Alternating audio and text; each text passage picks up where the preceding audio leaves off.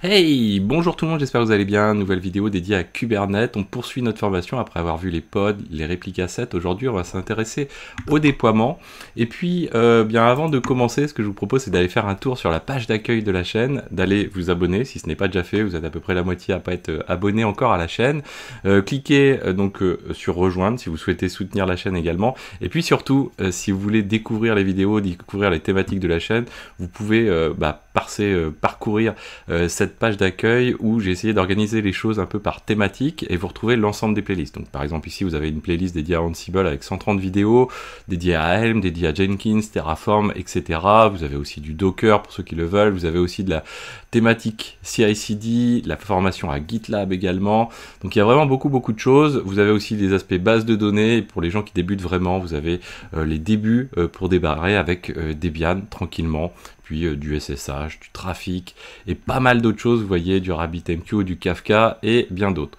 Donc n'hésitez pas à vous rendre sur cette page d'accueil, il y a plus de 1600 vidéos sur la chaîne, donc du coup ça fait un peu dense pour s'y retrouver, donc cette page d'accueil c'est un peu votre guide pour vous y retrouver. Donc on va démarrer sur nos déploiements et revenir finalement à notre formation Kubernetes. Les déploiements, on en a parlé brièvement jusqu'à aujourd'hui. À chaque fois on a dit ah ouais, c'est quand même le truc qui va donner l'impression quand même où on va passer du temps dessus, et effectivement les déploiements c'est la brique un peu angulaire de Kubernetes, même si la brique fondamentale de Kubernetes, on l'a vu, c'est le pod qu'on va retrouver un petit peu partout. Mais rarement, comme je vous disais, on lance des pods nous-mêmes à la main. Donc, si on reprend notre poupée russe et l'empilement de nos poupées russes, on va dire, on a vu donc cette notion de pod. On a vu que ces pods sont managés par des répliques assets qui permettent du coup de gérer le nombre de réplicas, comme le nom l'indique. C'est aussi ici qu'on a une partie de l'auto-healing qui est gérée, une grosse partie, avec quand on kill un pod, on l'a vu lors de la vidéo précédente, eh bien il va se recréer automatiquement s'il est créé avec le réplique asset. S'il est créé juste avec le manifeste de pod, il ne sera pas recréé. Donc le réplique asset apporte pas mal de choses. En dessous, on avait vu ces groupes namespace container 1, la notion de container et de pod multi-container également, très importante. Et au-dessus de tout ça est packagé dans une autre boîte au-dessus. Et il existe 3 types d'autres boîtes, on va dire. Aujourd'hui, on va s'intéresser juste au déploiement, qui est un type de boîte qui permet d'englober du coup ces répliques assets. Et les déploiements, comme son nom l'indique, le but c'est de gérer les déploiements. Aujourd'hui, on va pas voir complètement toutes les fonctionnalités des déploiements, parce que c'est là où il y a beaucoup de choses intéressantes à prendre en compte. On reviendra également sur des paramètres de pod par la suite. Pour l'instant, on est toujours dans une découverte un petit peu superficielle de ce qu'on a vu au niveau des pods, au niveau des répliques assets également. Mais là, du coup, on a le déploiement. Le déploiement, son but, lui, ça va être de lancer des pods, et vous allez voir de manière assez triviale, c'est-à-dire, il va pas se poser de questions sur est-ce que c'est le pod Titi, Toto, Tutu, il n'y a pas de souci. L'inconvénient pour ce type de choses, par exemple, c'est si on a un moteur de base de données, certains sont assez rigoureux et nécessitent d'avoir, on va dire, un côté stateful, c'est-à-dire de pouvoir réellement identifier un pod. Ce qu'on ne peut pas faire, vous allez voir, avec les déploiements, puisque les déploiements restent avec les bases de pod que l'on connaît jusqu'ici, c'est-à-dire un identifiant, un ID qui est aléatoire complètement. Donc le stateful set, lui, c'est ce qui permettra du coup de gérer ce côté stateful et de pouvoir identifier les pods en question. Et puis le daemon set, on le verra, lui, il a une autre fonctionnalité qui est très intéressante, c'est que dès lors qu'on le déploie, on lance un daemon set. Quand on va créer de nouveaux serveurs dans notre cluster, quand on va ajouter de nouveaux serveurs dans notre cluster Kubernetes, ils vont avoir systématiquement des pods d'installer si on a mis ce qu'il faut. On reviendra de toute façon sur tout ça. Alors le déploiement, focus dessus. Pourquoi le déploiement? Pour déployer. Déjà, première chose. Effectivement, mais conceptuellement, il faut se replacer dans cette logique-là, et c'est pour ça qu'on va trouver la fonctionnalité. Une des fonctionnalités principales, c'est la stratégie, les stratégies qui vont permettre de gérer comment on va manager le cycle de vie de nos applications. Donc ça, c'est quelque chose qui est important, et c'est aussi, ça veut dire également que c'est sur cette brique-là qu'on va pouvoir gérer le fait d'avoir un minimum de downtime également. Alors, c'est pas uniquement que par cette brique-là, mais c'est par cette brique-là qu'on passera. Et puis également, c'est si on fournit les bonnes informations, on aura le comportement que l'on souhaite, mais si on ne fournit pas les bonnes informations, ou si on reste parfois sur des comportements par défaut, on n'aura pas forcément non plus ce que l'on souhaite. Donc il faut bien en comprendre chacune des fonctionnalités. Le but aussi du déploiement, c'est ça apporte quelque chose de vraiment nouveau.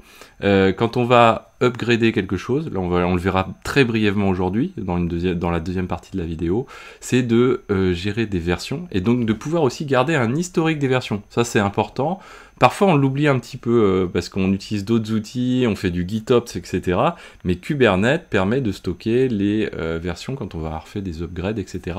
Donc c'est extrêmement intéressant. Ça peut être très intéressant en cas d'incident assez important où on veut rollback et on n'a pas forcément la main pour aller très vite au niveau du GitOps. Parfois ça peut être bloquant, on n'a pas forcément tous les accès, etc.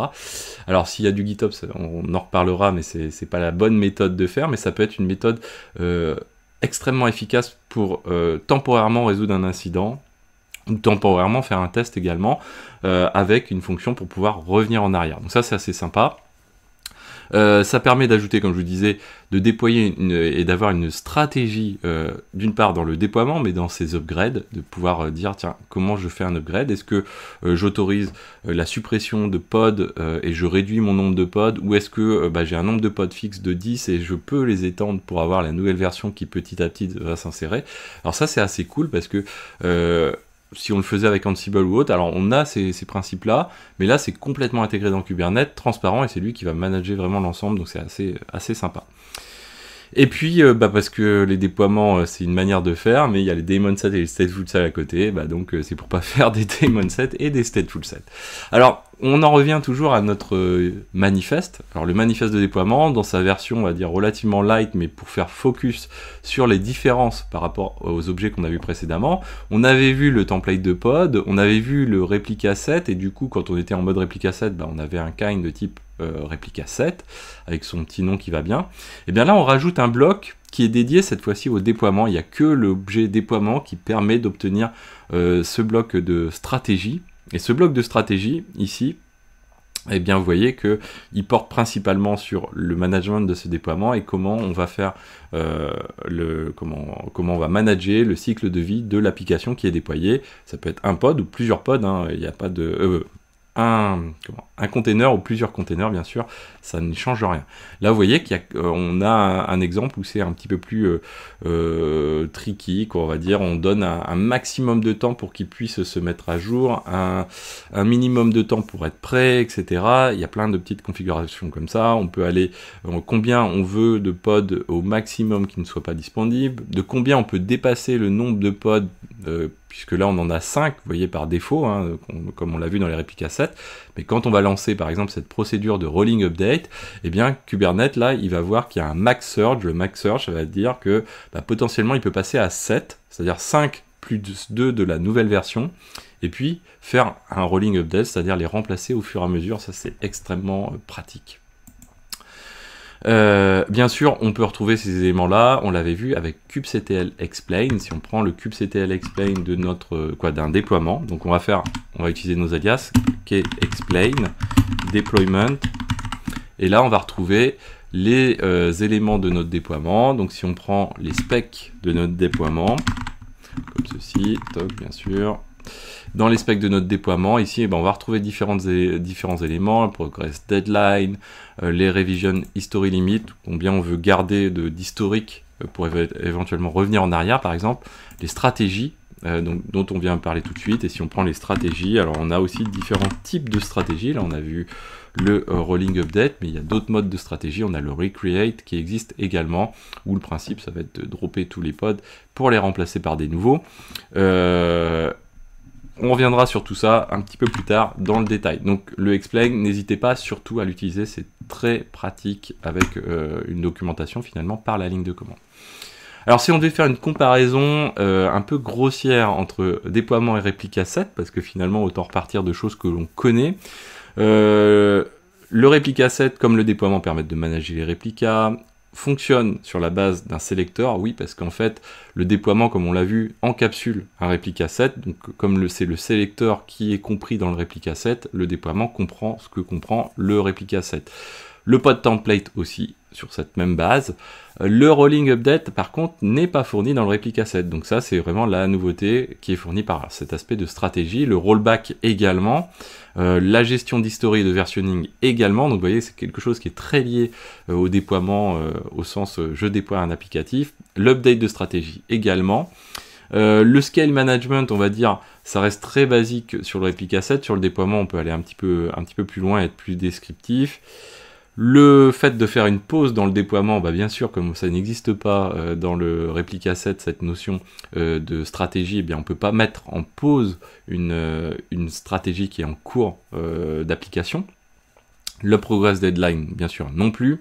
Et le min ready second, non plus. Donc, on verra ça un petit peu plus dans le détail sur vraiment cet aspect de fonctionnement de stratégie. Aujourd'hui, on découvre le déploiement. Comment on crée notre premier déploiement, ça c'est important. Eh bien, on va faire un kubectl. Donc, j'utilise volontairement maintenant les alias K, create, deployment ou deploy. Les deux fonctionnent, deployment. On va mettre notre petit nom, c'est exactement à peu près comme ce qu'on avait sur le pod.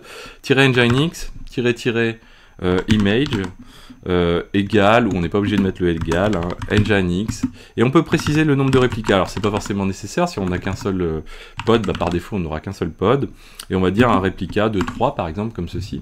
Et donc là il va nous créer le déploiement, et si je fais un kubectl get pod, souvenez-vous nos alias, on a 3 pods qui sont en cours de déploiement. Alors ce qu'on va faire, c'est qu'on va ouvrir juste en dessous un petit watch pour voir un peu plus de choses. On va faire K0S1.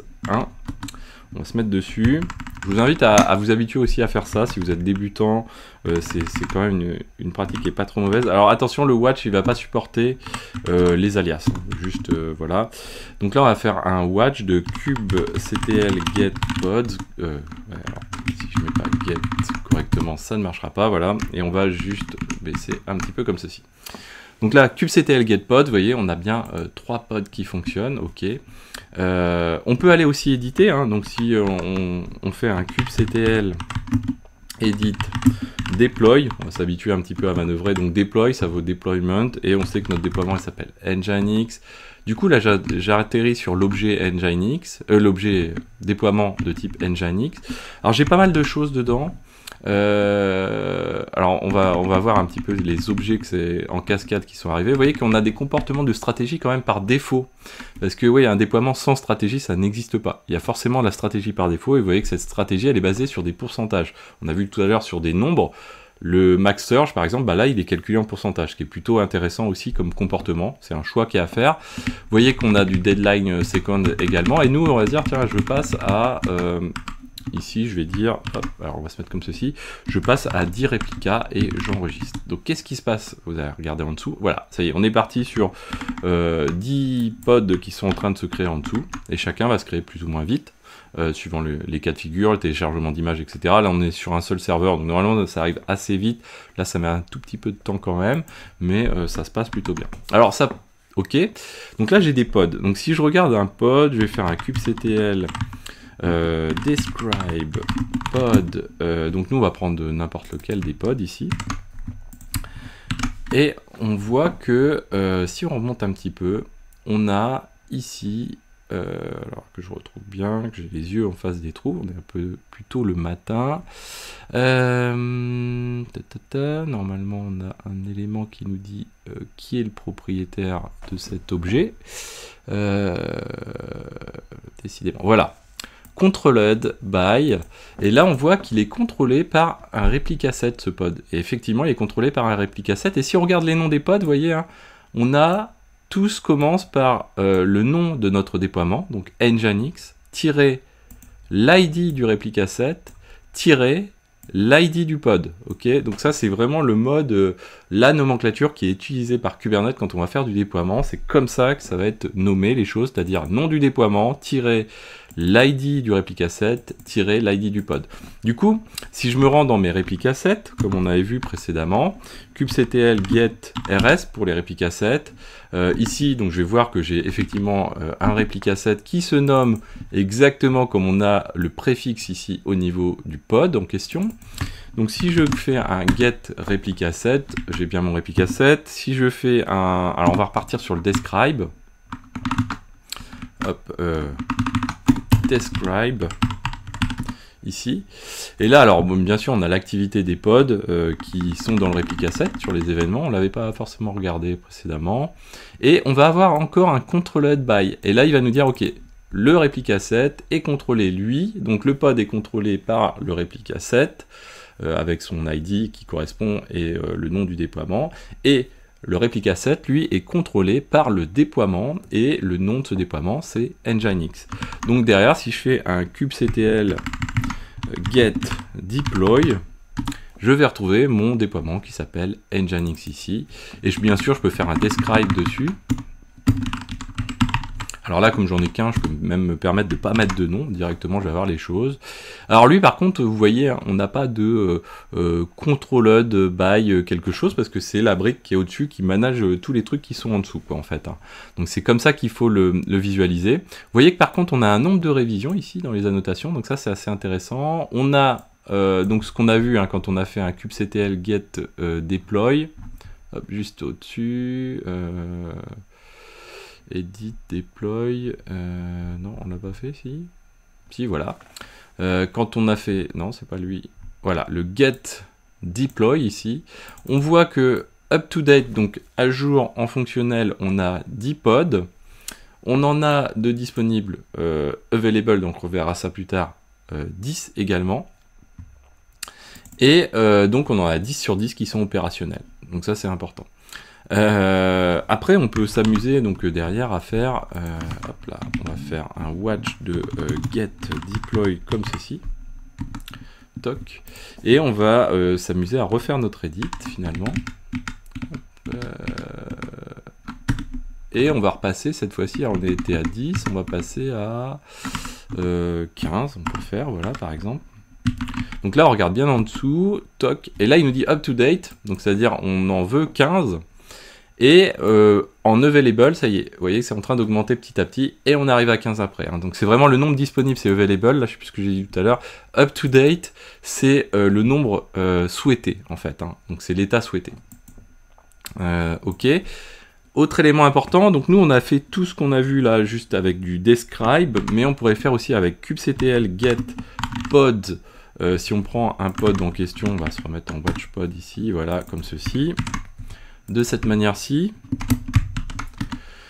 en mode -o YAML, on va retrouver aussi, et avec plus de détails, hop, on va se mettre comme ceci, avec plus de détails, si on monte, alors on va retrouver ici, voilà, Owner References, souvenez-vous tout à l'heure, on avait le controlled by, ça correspond à peu près à la même chose, sauf que là, on a plus de détails encore.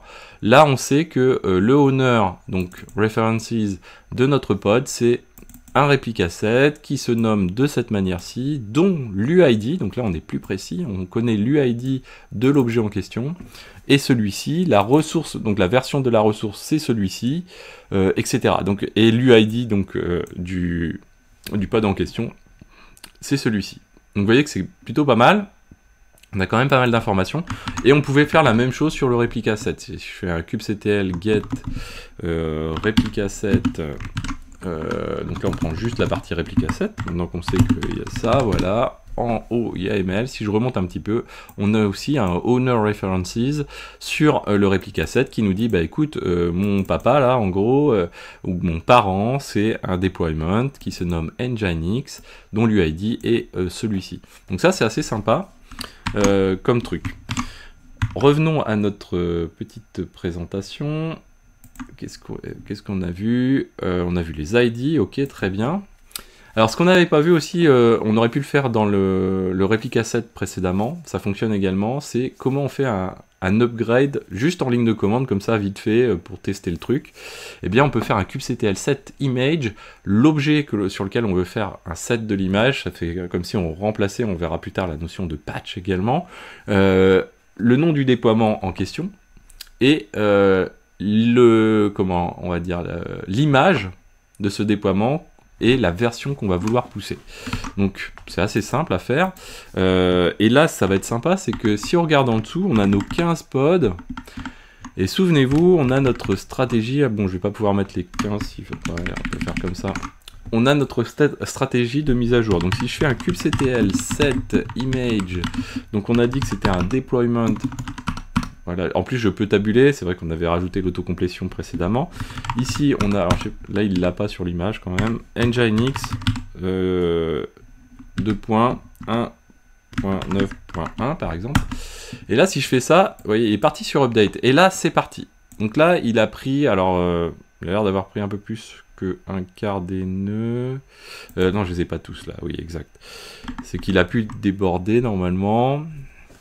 Et il est en train de mettre à jour, vous allez voir, hop, voilà. Et au fur et à mesure qu'il a terminé d'en mettre à jour certains ici, il passe au suivant, etc. Il faudrait reprendre les paramètres de mise à jour exactement pour comparer est-ce que la stratégie que l'on applique est bien la même. Mais normalement, oui. Et là, vous voyez, hop, il va avoir terminé cette mise à jour. Alors ça, c'est assez cool. Et en plus, comme on a évoqué tout à l'heure, il y a ces histoires de révision. Donc si par exemple, je fais un kubectl get deployment, comme on a fait tout à l'heure, je sais que mon déploiement s'appelle Nginx, mais j'ai pas besoin forcément d'avoir les éléments. Par contre, si je fais un tiret... on va faire un describe. Normalement, on l'a des deux côtés, hein, toujours pareil, ce type d'information est fourni à la fois sur le describe, mais aussi sur le get-o YAML. Là, si on fait comme ceci, et qu'on se rend là, vous voyez que cette fois-ci, on a révision 2. Ça veut dire que là, il a pris en compte le fait qu'on avait monté une version de notre déploiement, on a fait une évolution de notre déploiement, et il l'a gardé en historique. Alors ok, il l'a gardé en historique, ça fait kubectl rollout history, et si on... sur le déploiement, Nginx, donc là, on va avoir l'évolution de notre historique. Alors, c'est pas hyper causant comme ça, bien sûr. On sait qu'on a une version 1, on sait qu'on a une version 2. On pourrait consulter les éléments de version 1 et de version 2, mais il y a une meilleure méthode encore pour le faire. Alors, aujourd'hui, on va voir la méthode un peu crassou, qui est rapide, mais qui sera deprecated. C'est quand on a fait notre set image, par exemple, on peut rajouter --record, et à ce moment-là, ce qu'il va faire, c'est qu'il va garder en mémoire, quand on fait --record, c'est plutôt pratique, c'est dommage que ce soit deprecated, il va garder en mémoire la ligne de commande dans le change cause. C'est-à-dire que si on fait ça, hop là, record will be removed, ouais, non, c'est bon, il l'a fait. Si on se remet ici, donc là, il est reparti pour des mises à jour. Et derrière, si je fais un kubectl rollout history deployment nginx, qu'est-ce que j'ai? J'ai la version 1, la version 2, maintenant il m'a rajouté une version 3, et vous voyez que ici dans le change cause, il nous a mis un élément complémentaire. Il nous a mis la ligne de commande tout entière. Donc on sait que qu'est-ce qui est à l'origine du changement de la cause, en tout cas la commande line qui est à l'origine de la cause. On peut regarder en fait, si on refait un describe de notre deployment ici, eh bien on va retrouver le change cause en question. En fait, c'est ni plus ni moins qu'une annotation. Et ces annotations, on verra, on peut les éditer, les modifier. C'est-à-dire qu'ici, on aurait pu, au lieu de mettre la ligne de commande, on aurait pu mettre un vrai commentaire et dire upgrade nginx from 1 to 1.9.12 par exemple, etc. Et là, vous voyez, du coup, c'est juste une annotation. Donc ça, on peut aller éditer, surcharger, faire un --overwrite kubectl annotate. Donc on verra ça un petit peu plus tard. Et ça permet d'avoir les éléments. Là, on voit qu'on a un 25% max unavailable et un 25% max surge, sauf qu'on doit avoir un autre paramètre qui rentre en compte, qu'on ne voit pas tout à fait tout de suite ici. Dans la stratégie, bon, on reprendra une stratégie, on fera une vidéo spécifique sur les stratégies vraiment dessus. Donc là, on a vu finalement un petit peu en très résumé les fonctionnalités de, on va dire, qu'apporte le déploiement en plus de ce qui existe sur le réplica set. Ce sont cette notion-là qui est avec. Vous voyez ici par exemple, là on avait version change to quelque chose. Donc là, c'est vraiment un commentaire, c'est pas juste un --record comme on l'a fait nous dans notre cas de figure. Voilà, donc ce sera tout pour aujourd'hui. J'espère que cette vidéo vous a plu. N'hésitez pas surtout à vous abonner, ça permet de soutenir la chaîne, de me soutenir par ailleurs. Mettez des likes aussi, c'est ce qui permet de soutenir la chaîne. Et commentez, faites-moi un petit coucou. Vous êtes de plus en plus à le faire et c'est vraiment extrêmement sympa. On se sent un peu moins seul quand on fait les vidéos, même si ça reste du monologue. Mais j'espère en tout cas que ces vidéos vous plaisent. On essaye d'y aller progressivement, de manière structurée, avec toujours un petit truc en plus sur les vidéos. Je pense qu'il n'y a pas tant de gens que ça qui connaissent, par exemple, parlez-en autour de vous, pour les gens qui utilisent Kubernetes, est-ce qu'ils connaissent déjà le set image? Généralement ça à peu près oui, mais le record true, je suis pas sûr. Bon, après c'est des prequated, hein, donc c'est pas dramatique, mais c'est quelque chose qui est assez intéressant à voir. Et d'ailleurs dans les Helm charts, assez rarement on va commenter ce change, ce genre de choses. Donc ça peut être quelque chose qui est à implémenter également. J'espère que cette vidéo vous a plu, je vous dis à très bientôt sur Xavki. Ciao à tous!